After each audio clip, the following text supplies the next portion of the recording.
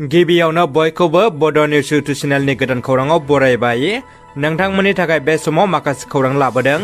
भिडिअखौ जोबजासे नायलांनो दाबाव आरो चेनेलाव गोदानब्ला अन्नानै साबस्क्राइब खालामना बेल आइकनआ अलाव होनानै ला आरो भिडिअखौ लाइक कमेन्ट शेयार खालामनो गुरै खावलायबाय। दानिया फैदो दिनैनि खौराङाव। बिजनि दख'रा एबसुआ हायुंसा बसुमतारीखौ बरायदों।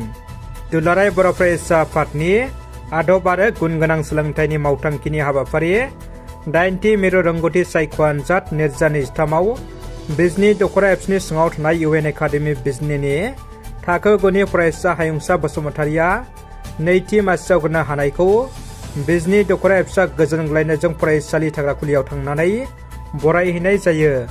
बेयावनो सोलोंथाइ नेहाथारि बुलदर बसुमतारीनि दैदेननायाव लोगो सोलोंथाइ नेहाथारि मिजिं बसुमतारी आरो हादोरसा बसुमतारी बिथांमोना बाहागो लायो।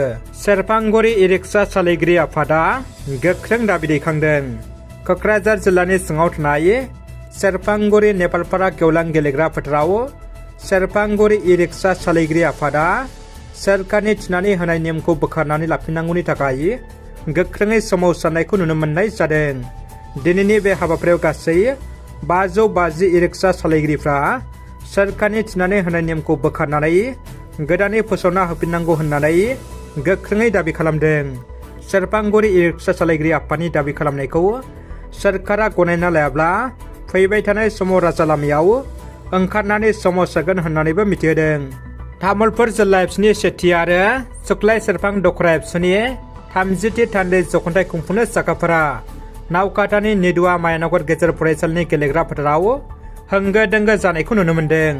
सानथामनि मेहेरगोनां बायदि हाबाफारिजों खौसेथि थामोनथाइ आरो दावगाथाय मोन्थोरखौ बिथा खालामनानै गाबोन 4, 5 आरो 6 जानुवारि खालाराव गोदानै दाजानाय तामुलपुर जिल्ला एबसुनि सेथि सुक्लाय सेरफां दख'रा एबसुनि खुंगा 30थि थान्दै जख'न्थाया खुंफुंजागोन।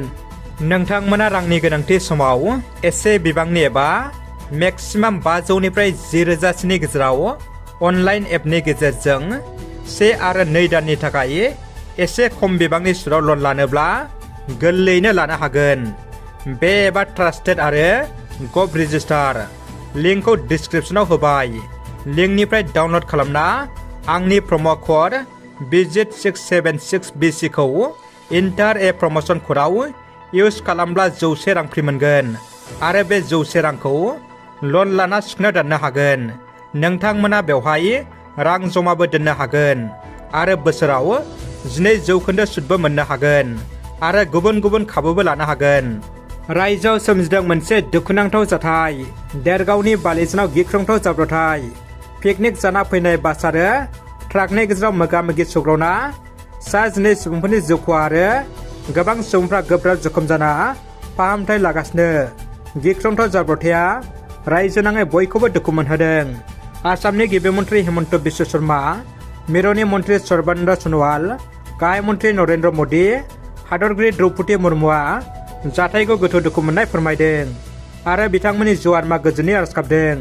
मख'नो गोनांदि बे जाब्रबथायाव गंसे न'खरनि 7 सुबुं आरो बास ट्राक ड्राइभार लाफानानै गासै उन्दै गेदेर सा 12 सुबुंफ्रा जिउ गोमायो। भारतनि गाहाय मन्त्रि नरेन्द्र मदिया थैनाय न'खरनो साफायाव 2 लाख रां आरो जोखोम जानायनो 50,000 रां अनसुंथाइ होनो फोसावबाय। मिथिनो मोननाय बायदिब्ला सा 32 सुबुंफ्रा गोब्राब जोखोम जाना फाहामथाय लागासिनो। बर' बिजोंनि थाखाय मोनसे गाज्रि खौरां। आसाम सोरखारा बर' बिजोंखौ फिन बिमा बाथुल नोजोरै नायदों। आसाम सोरखारा बर' बिजोंखौ बुथारना फोजोबस्रांनो खैसार खालामदों नामा? मोनसे गेदेर सोंलु सिखारदों। रायजोआव 5,550 फोरोंगिरिनि पस्टआव बर' बिजोंनि फोरोंगिरि पस्टआव सा 58ल'। बुंनो थाङोब्ला बर' बिजोंनि थाखाय 1% थिसनदों। मख'नो गोनांदि रोजा रोजा टेट उथ्रिसारनाय बिजाथिफोरखौ बेसेबांल' थिसनथाइ होनाया बयखौबो साननो गोनां खालामदों।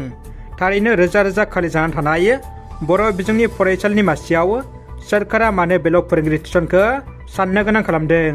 बे बिथिङाव बिटिआर सोरखार आरो बर' थुनलाइ आफाद एबसु आरो बर'नि माहारियारि आफादफ्रा मा बिफाव लागोन बेखौ उन समावसो मिथिनो हागोन। रादाबा एसेनोसै। भिडिअखौ जोबजासे नायनो थाखाय नोंथांमोननिसिम गोजोननाय थाबाय।